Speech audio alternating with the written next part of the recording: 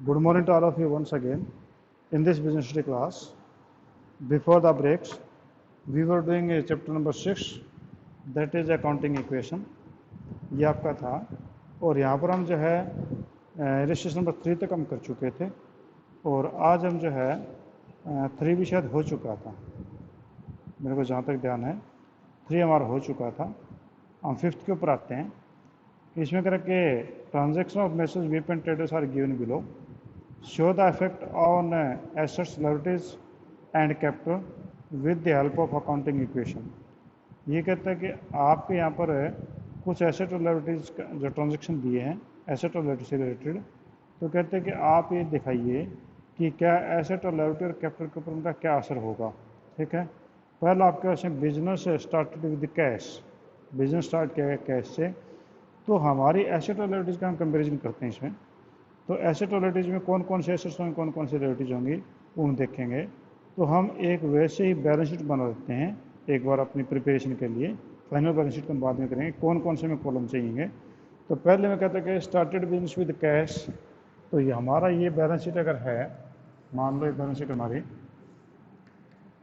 तो इसने कहा कि कैश है, कैश से बिजनेस शुरू किया, तो कैश से बिजनेस शुरू किया तो आपके पास में जो है कैश आ गया, यानी बैलेंस शीट की एसेट साइड में आपका कैश आ गया। ठीक है, और इधर आपका कैश आ गया तो लेफ्ट साइड में आपकी कैपिटल बढ़ गई, क्योंकि कैश बिजनेस शुरू किया तो कैपिटल बढ़ी। ठीक है, तो कैश और कैपिटल हो गए, दो आइटम्स तो मेरे को मिल गई। फिर कहते हैं परचेज गुड्स फॉर कैश, माल हमने कैश में खरीदा तो कैश घट गया और कैश की जगह हमारे पास स्टॉक आ गया, तो जितने रुपए से कैश घटा उतने स्टॉक बढ़ गया, तो यानी एसेट साइड में इसका जो है असर हुआ। इसके बाद में है कि फर्नीचर फ्रॉम आर के फर्नीचर्स ऑन क्रेडिट, हमने आर के फर्नीचर से फर्नीचर खरीदा तो फर्नीचर हमारी एसेट है, तो आपका जो है यहाँ पर फर्नीचर जो है वो बढ़ गया। ठीक है, तो उधार पे खरीदा है तो हमारे क्रेडिटर बढ़ गए। ठीक है, तो यानी हमारे पास में 5 आइटम हो गया अभी। इसके बाद में है कि sold goods to Parul traders costing 7000, vide bill number 5674। ठीक है, यानी बिल नंबर दे रखा है उधार पे ही होगी, तो हमने माल बेचा उधार पे, उधार पे माल बेचा तो नेचुरली स्टॉक घटा होगा। ठीक है, उधार पे बेचा तो डेटर बढ़े होंगे। ठीक है, सॉरी, तो हमारे डेटर बढ़े होंगे, उधार पे बेचा तो हमारे डेटर बढ़ गए होंगे, यानी स्टॉक घट गया और हमारे डेटर्स, यानी डेटर का जो हमें पैसे देंगे उनको बोलते हैं डेटर, वो हमारे बढ़ गए जी। ठीक है, उसके बाद पेड कार्टेज, हमने किराया पे किया तो कैश घट गया और हमारे को लॉस हो गया तो कैपिटल घट गई, तो यानी इसका इम्पैक्ट तो यही हो गया। इसके बाद कैश पेड टू आर के फर्नीचर, आर के फर्नीचर को पेमेंट की तो कैश घट गया और हमारे क्रेडिटर घट गए, तो नई आइटम कोई भी नहीं आई। इसके बाद है कि कैश सेल्स 10,000, हमने माल जो बेचा कैश में तो कैश आपका बढ़ गया और स्टॉक आपका घट गया, प्रॉफिट वगैरह कैपिटल बढ़ेगी। ठीक है, तो हमें अभी कोई नया आइटम की जरूरत नहीं है। रेंट रिसीव्ड, रेंट मिला तो कैश बढ़ा और उधर से फ़ायदा तो कैपिटल बढ़ी। ठीक है जी, इसके बाद में है cash withdraw for personal use, personal use के लिए कैश निकाला तो कैश घटा और उधर से कैपिटल घटी क्योंकि ड्राइंग हो गई। ठीक है, तो हमारे कुल मिला के जो आइटम हैं वो एसेट साइड में तो कैश, स्टॉक, फर्नीचर और डेटर, और लेफ्ट साइड में कैपिटल और क्रेडिटर रहेगा। तो इसके बेस पे हम अकाउंटिंग इक्वेशन जो हम तैयार कर लेते हैं। तो ये आइटम आप जो है ध्यान में रखिए, इधर 4 हैं, कैश, स्टॉक, फर्नीचर और डेटर, और इधर कैश और कैपिटल और क्रेडिटर्स। ठीक है, तो अब जो हम जो फॉर्मेट है वो बना लेते हैं। तो देखो फॉर्मेट आपका कैसे बनेगा। तो जी मैंने यहाँ से शुरू किया फॉर्मेट, तो मैं इधर से कर लेता हूँ।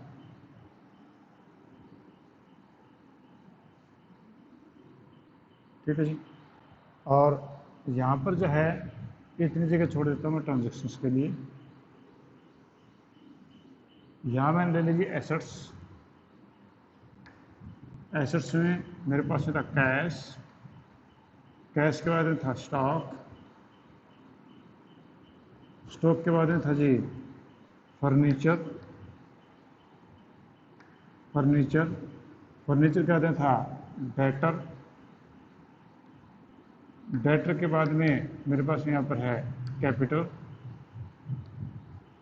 और मेरा एक कॉलम और था वो था क्रेडिटर, क्रेडिटर्स, ये कॉलम थे जी। अब जो है इसके बेस में सबसे पहले शुरू करते हैं जी। तो सबसे पहले आपके पास था स्टार्टेड बिजनेस विद कैश 125। तो अब यहाँ पर जो है आप ऊपर लिखोगे ट्रांजैक्शंस, ट्रांजैक्शंस मैं कुछ साइड छोटा लिखूंगा क्योंकि ये जगह हो सकते कम पड़ जाए। तो ये मैंने यहाँ पर लिया जी सीरियल नंबर 1, सीरियल नंबर 1। तो ये स्टार्टेड बिजनेस, बुक खोल लीजिए साथ साथ में क्योंकि मैं छोटा लिखना पड़ेगा क्योंकि जगह कम इसमें। Started business with cash ₹1,25,000। तो हमने 1,25,000 से बिजनेस शुरू किया। तो सबसे पहले हम जो है हमारे पास में कैश आया 1,25,000, ठीक है जी। प्लस में स्टॉक तो इसमें आया नहीं क्योंकि कैश और कैपिटल दो ही चीज़ आई हैं, तो हम बाकी जगह पे अब जीरो लिखते जाएंगे। इज इक्वल टू कैपिटल पे जो 1,25,000, प्लस में क्रेडिटर पे कोई वर्ड नहीं आया, ठीक है। अब यहाँ पर करने के बाद में अब आप एक लाइन इसके नीचे खींच दो पूरी,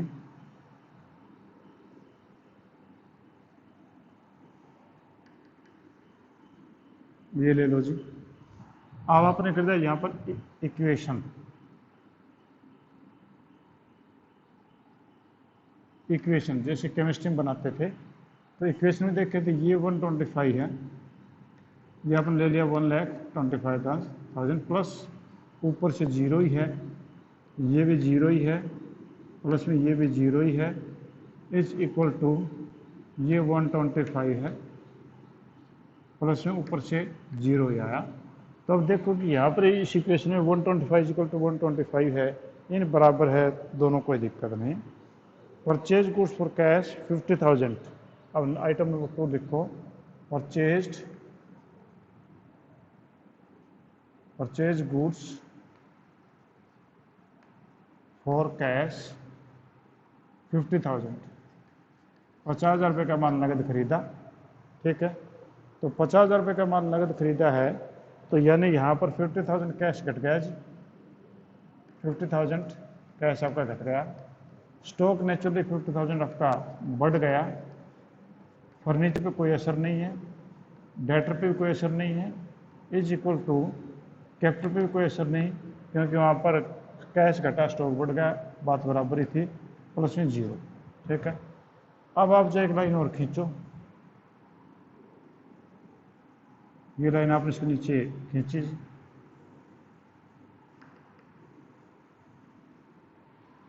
अब जो है यहाँ पर आपने कर दिया न्यू इक्वेशन, ये हो गई न्यू इक्वेशन। न्यू इक्वेशन में ये होगा 75,000 प्लस 50,000 प्लस 000 रहेगा, plus 0 is equal to 125 plus 0। Left side का टोटल देखो 125 और ये भी आपका है 125, यानी asset is equal to liability बराबरी, कोई दिक्कत नहीं है। नेक्स्ट है purchase furniture from R K on credit 10,000।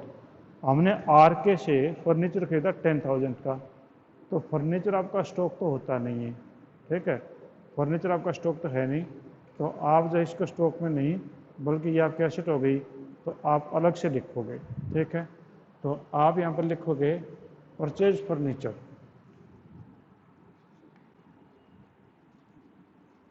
Purchase furniture ₹10,000 from R K, ठीक है। फर्नीचर खरीदा आर के से और हमने खरीदा था वो 10,000 का और उधार पे खरीदा, तो कैश पे तो कोई असर नहीं हुआ, स्टॉक पे कोई असर नहीं हुआ, फर्नीचर बढ़ गया जी 10,000 से, क्योंकि फर्नीचर खरीदा हमने। प्लस में डेटर पे भी कोई असर नहीं, ठीक है जी, इज इक्वल टू कैपिटल में कोई असर नहीं। और आपका यहाँ पर जो क्रेडिटर हैं वो बढ़ गए 10,000 से, आपके क्रेडिटर बढ़ गए 10,000 से, क्योंकि आपने माल उधार खरीदा तो लोग पैसे मांगेंगे आपसे, और जो लोग आपसे पैसे मांगते हैं वो आपके क्रेडिटर कहलाते हैं, ठीक है। अब यहाँ पर जो है ठीक उसी प्रकार से एक लाइन खींचो जी, जैसे हम पहले खींचते आए हैं, ऐसे एक लाइन लगा दो।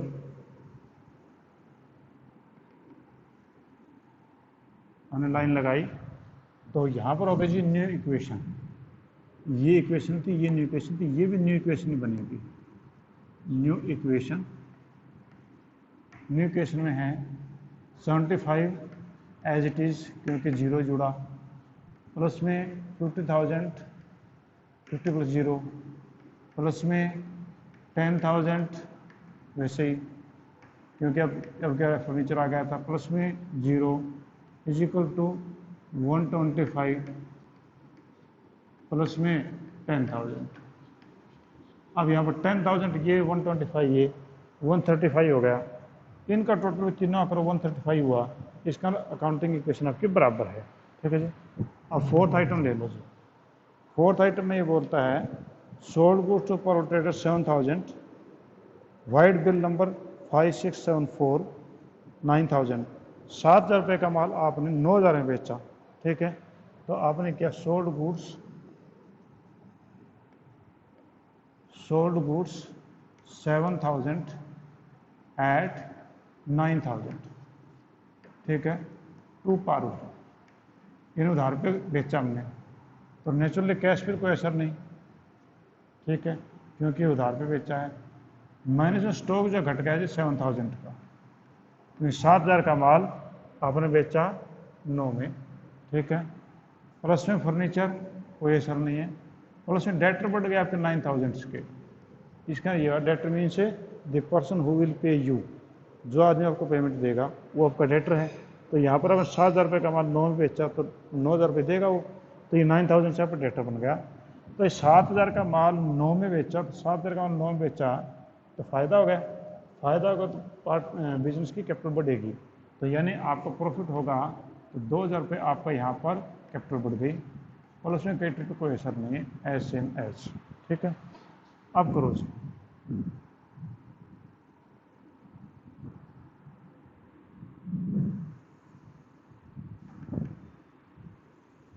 ये हमने किया। अब ये होगा जी न्यू इक्वेशन, ये भी न्यू इक्वेशन ही यूज होगा। न्यू इक्वेशन आपका 75,000 एज सेम, प्लस आपका जो है ये 7,000 घट गया था 43,000, प्लस ये आपका होगा जी 10,000 प्लस 9,000 इज इक्वल टू आपका होगा जी 127 प्लस 10,000, ठीक है। अब इन दोनों को जोड़ो 137, इनको भी जोड़ोगे सारों को तो वही 137 बनेगा, ठीक है। अगर 137 नहीं बनता है तो इसका टोटल आपका गलत है, ठीक है, एक जीरो में फालतू लगा दी थी, ठीक। आप फिफ्थ पे ले लो जी, 5वें नंबर पे है। 5वें आइटम आपकी क्या बोलती है कि पेड कार्टेज 100 रुपीज़, आपने 100 रुपीज़ के कार्टेज पे कर दिए, तो पेड कार्टेज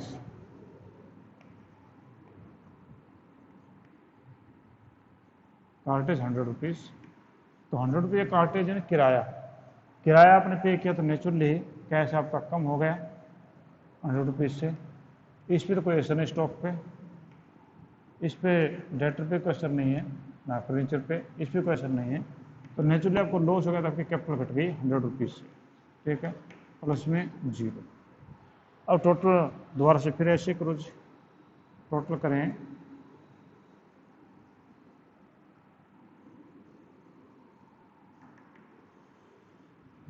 ये आपके पास 100 रुपीज़ घटा दो तो 74,900 हो गए। ये आपके पास में गया जी 43,000, ये आपके पास में गया जी 10,000 सेम रहेगा, प्लस में आपका 9,000 इज इक्वल टू 1,26,900 बचा जी, प्लस में 10,000, ये रहा से। अब इनका टोटल करोगे तो बराबर आना चाहिए, अगर बराबर नहीं तो आपका टोटल तो वो अभी मान के चले आपको वो टोटल गलत है, या आपने कहीं ना कहीं गड़बड़ कर दी होगी। ठीक है, ये आपने ध्यान करना है। ठीक है, अब ले लेते हैं जी नेक्स्ट, पाँचवें के बाद छठा। छठे में है पेड कैश टू आर के फर्नीचर इन फुल सेटलमेंट 9300। ठीक है, तो छठा है, ये हो गई न्यू इक्वेशन, ये हो गई न्यू इक्वेशन। और छठा है पेड टू आर के रुपीज़ 9700, जबकि हमने आर के से जो है वो फर्नीचर खरीदा 10,000 रुपये का, हमने उसको 9700 ही पे किए हैं, यानी कम पे किए, तो कम पे किए तो हमारा कैश घट जाएगा 9700 हो जाएगा, प्लस स्टॉक पे कोई असर नहीं, प्लस फर्नीचर पे कोई असर नहीं, प्लस डेटर पे कोई असर नहीं, इज इक्वल टू हमने 300 रुपीज़ कम पे किए हैं, क्योंकि हमने यहाँ पर जो 9700 पे किए, जबकि हमने फर्नीचर खरीदा था 10,000 का ये, तो हमने कम पे किया तो फ़ायदा हुआ, फ़ायदा हुआ तो हमारी कैपिटल बढ़ेगी जी। ठीक है, और आपके जो डेटर्स हैं वो सारे के सारे 10,000 से कम हो जाएंगे, क्योंकि सॉरी क्रेडिटर्स आपके कम हो जाएंगे, अब कम हो जाएंगे क्योंकि हमने वहाँ पर जीरो गया वो तो। अब टोटल करो जिसका टोटल करें,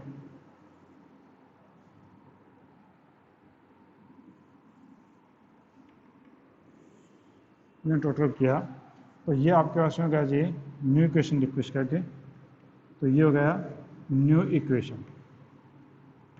ये आपके पास में गया 0 0, 9 में से 7 गए 2, उसके बाद में हो गया जी 14 में से 9 गए 5, और ये बचा 6, 65,200, क्योंकि आपने कैश पे कर दिया, प्लस में 43,000, प्लस में 10,000, प्लस में 9,000 इज इक्वल टू, ये आपके बढ़ गई कैपिटल 0 0, 9 और 2 3, 12 1 7 2 और 1, और प्लस ये तो आपका 0 हो गया।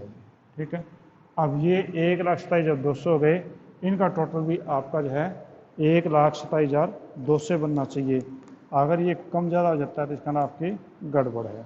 ठीक है जी, नेक्स्ट है सेल कैश सेल्स 10,000 12,000। ठीक है, तो ये आपके पास में सामने कैश सेल्स, कैश में माल बेचा 10,000 का माल एट 12,000, 10,000 का माल 12,000 में कैश में बेचा, तो नेचुरली आपके कैश जो है वो 12,000 आ गया, क्योंकि आपने 10 का माल 12 में बेचा, माइनस स्टॉक आपका घट गया जी 10,000 से, प्लस आपका फर्नीचर पे कोई असर नहीं है, डेटर पे आपका कोई असर नहीं है, इज इक्वल टू अब कैपिटल आपकी 2,000 से बढ़ गई, क्योंकि आपने 10,000 का माल जो है वो 12,000 में बेचा, तो 2,000 से आपका प्रॉफिट हो गया, यानी कैपिटल बढ़ गई, और प्लस में 0। ठीक है, कोई असर नहीं था। अब एक लाइन वैसे ही नीचे लगा लो ऐसे। ठीक है, ये ध्यान से लगाना, ये कई बार जो टेढ़ी मेढ़ी हो जाती हैं तो फिर कन्फ्यूजन क्रिएट हो जाता है, क्वेश्चन पर असर नहीं पड़ता, और हमारे ऊपर नीचे लाइन जाने के बाद में कन्फ्यूजन क्रिएट हो जाता है, टोटल मिस्टेक हो जाती है। ये होगा जी न्यू इक्वेशन, क्योंकि ये हर बार न्यू इक्वेशन होंगी, न्यू इक्वेशन, और न्यू इक्वेशन में आप कैसे करें तो 0 0 2 7 7। ठीक है जी, प्लस इसमें आपका 33,000 ही बचा, क्योंकि 10,000 का माल आपने बेच दिया, प्लस आपका 10,000 प्लस 9,000 और इज इक्वल टू, ये 2,000 बढ़ गए थे 129,000 प्लस 0। ठीक है जी, अब आपके पास एट्थ जो है वो लिखो जी। एट्थ में क्या आपके पास है, एट्थ में रेंट रिसीव्ड 4,000, रेंट मिला है, तो आप लिखो जी रेंट रिसीव्ड, रेंट रिसीव्ड, और वो था 4,000, मैं देख लेता हूँ 4,000 है 400 है, 4,000 है। ठीक है, तो रेंट इश्यू हुआ तो नेचुरली आपका कैश बढ़ जाएगा 4,000 से, प्लस में इस पे स्टॉक पे कोई असर नहीं, डेटर पे कोई असर नहीं, ना फर्नीचर पे, डेटर पे कोई असर नहीं, रेंट मिला तो नेचुरली आपकी कैपिटल बढ़ गई होगी, फ़ायदा हो गया, प्लस में 0। ठीक है जी,